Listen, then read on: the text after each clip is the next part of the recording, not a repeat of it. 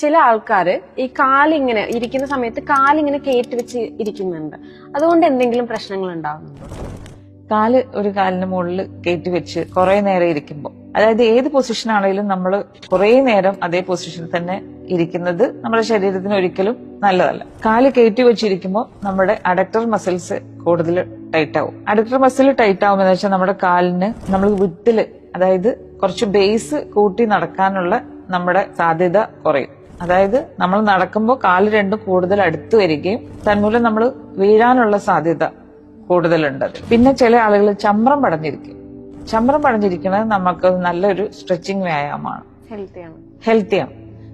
എന്നാൽ ചില ആളുകൾ ഒന്നുകിൽ വലത് കാല് അല്ലെങ്കിൽ ഇടത് കാല് മാത്രം കയറ്റി വെച്ച് ഇരിക്കുന്നവരുണ്ടാവും. അങ്ങനെ ഇരിക്കുന്നവരിൽ ചില മസിലുകൾ ഷോർട്ട് ആവാനും നടുവേദനയോ കാൽവേദനയോ അങ്ങനെയുള്ള വേദനകളിലേക്ക് വരാനും അത് കാരണമായിത്തീരും.